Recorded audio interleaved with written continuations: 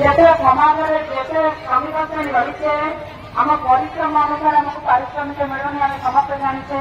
ବାରମ୍ବାର ଆସୁଛେ, ରାଲି କରୁଛେ, ଧାରଣା କରୁଛେ, ବିକ୍ଷୋଭ କରୁଛେ, ବାରମ୍ବାର ଆମେ ଆସୁଛେ। ଅଳ୍ପ କିଞ୍ଚିତ୍ କୋଉଠି କେତେବେଳେ କେମିତି ସରକାର ଆମର ଦାବି ପୂରଣ କରୁଛନ୍ତି।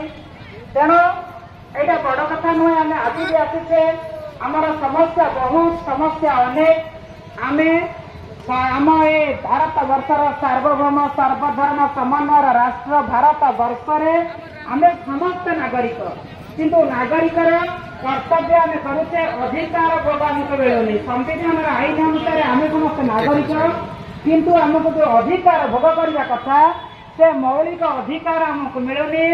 ଏଇଟା ହେଉଛି ସରକାରଙ୍କର ଗୋଟେ ଗୋତି ଖଟା ମନୋଭାବ। ଅତୀତ ସମୟରେ ଆମେ ସମସ୍ତେ ଜାଣିଛେ ଇଂରେଜ ସରକାର ଆମ ଭାରତରେ ଯେଭଳି ଭାବରେ ଆମ ଭାରତୀୟମାନଙ୍କୁ ଗୋତି ଖଟାଉଥିଲେ, ଆଜି ଆମ ସରକାର, ସେ ମୋଦି ସରକାର କୁହନ୍ତୁ ବା ନବୀନ ସରକାର କୁହନ୍ତୁ, କେନ୍ଦ୍ର ଆଉ ରାଜ୍ୟରେ ଉଭୟ ସରକାର ଆମର ସମସ୍ତ ଶ୍ରେଣୀର ଶ୍ରମିକ ସାଥୀ ଭାଇ ଭଉଣୀମାନଙ୍କୁ ଗୋତି ଖଟାଉଛନ୍ତି। ଆପଣମାନେ ଦେଖନ୍ତୁ, ମହିଳା ମାନଙ୍କର ସଶକ୍ତି, ନାରୀ ସଶକ୍ତିକରଣ ନାମରେ, ମହିଳା ବିକାଶ ନାମରେ, ଗାଁକୁ ସମାନ, ମାକୁ କାମ ନାମରେ ଅଙ୍ଗନବାଡି କର୍ମୀ କୁହନ୍ତୁ, ଆଶା କର୍ମୀ କୁହନ୍ତୁ, ପାଚିକା ସାଥୀ ଭଉଣୀ କୁହନ୍ତୁ, ଯାହା ଆମର ଏଆଇଟିସିର ଜେନେରାଲ ସେକ୍ରେଟାରୀ ମହୋଦୟ କହିଗଲେ, ଏମବିକେ କୁହନ୍ତୁ, ସିଆରପି କୁହନ୍ତୁ, ଏସଏଚଜି ମା କୁହନ୍ତୁ, ଯିଏ ବି କୁହନ୍ତୁ, ସେମାନେ ପ୍ରଥମେ କୌଣସି ପ୍ରୋଜେକ୍ଟ ଅଣ୍ଡରରେ କାମ କରିବା ହେଉ ବା ଶ୍ରମିକ ଶ୍ରେଣୀରେ କାମ କରିବା ହେଉ, ନିଯୁକ୍ତି ଭିତ୍ତିକ ହେଉ ବା ଶ୍ରମ ଭିତ୍ତିକ ହେଉ, କାମ କରିବା ପାଇଁ ଘର ଭିତରୁ ମା ମାନଙ୍କୁ ଟାଣି ଆଣନ୍ତି ସମାଜର ମୁଖ୍ୟ ସ୍ରୋତରେ ସାମିଲ ହେବା ପାଇଁ। ସମାଜର ମୁଖ୍ୟ ସ୍ରୋତରେ ସାମିଲ ହେଲା ପରେ ଗୋଟେ ପଦବୀରେ ପାଞ୍ଚଟା ପଦବୀରେ ଜଣେ କାମ କରେ। ଯୋଉ ପରିଶ୍ରମ ମୋର ସାମ୍ନାରେ ବସିଥିବା ଆଶା, ପାଚିକା, ଅଙ୍ଗନବାଡି, ସିଆରପି ଏବଂ ଏମବିକେ ମିତ୍ର ଯେତେ ସବୁ କାଟଗୋରୀର ଶ୍ରମିକ ମହିଳା ସାଥୀ ଭଉଣୀମାନେ ଅଛନ୍ତି ନିଶ୍ଚିତ ଅନୁଭବ କରିଛନ୍ତି।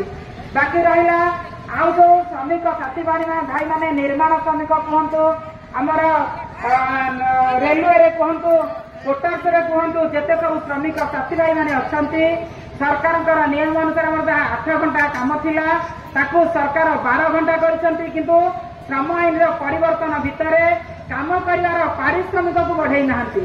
ସରକାର ଦିନେ କହିଥିଲେ 10,000 ସର୍ବନିମ୍ନ ମଜୁରୀ, 18,000 କଲେ, 18ରୁ ବର୍ତ୍ତମାନ 26,000 ହେଇଛି, 25,800 ନା 900। କିନ୍ତୁ ସେ ତାଙ୍କ ନିଜ କଥାକୁ ବି ଉଲ୍ଲଂଘନ କରନ୍ତି। ଆମକୁ ସର୍ବନିମ୍ନ ମଜୁରୀ ଦେବା ବଦଳରେ ଭତ୍ତା ମିଳୁଛି। ଆପଣମାନେ ଜାଣିଥିବେ କି ନାହିଁ, 1975 ମସିହାରେ ସବଡେଙ୍ଗା ବ୍ଲକରେ ପ୍ରଥମେ ଅଙ୍ଗନବାଡି କେନ୍ଦ୍ର ମହାତ୍ମା ଗାନ୍ଧୀ ଗଢିଥିଲେ। ଆମେ ଆଜି ଅନାରିୟମ ପାଉଛୁ, ଭତ୍ତା ପାଉଛୁ। ଗାଁରେ ବୁଢା ବୁଢୀ ମା ମାନେ, ବାପା ମାନେ, ଯୋଉ ବୁଢା ବାପା ମା ମାନେ ଯୋଉ ଭତ୍ତା ପାଉଛନ୍ତି, ଆମେ ଅଙ୍ଗନବାଡି କର୍ମୀମାନେ ଭତ୍ତା ପାଉଛୁ, ମାସିକିଆ ଭତ୍ତା। ଆମର ଆଶା ସାଥୀ ଭଉଣୀ ମାନେ ଇନସେଟିଭ ପ୍ରୋତ୍ସାହନ ରାଶି ପାଉଛନ୍ତି।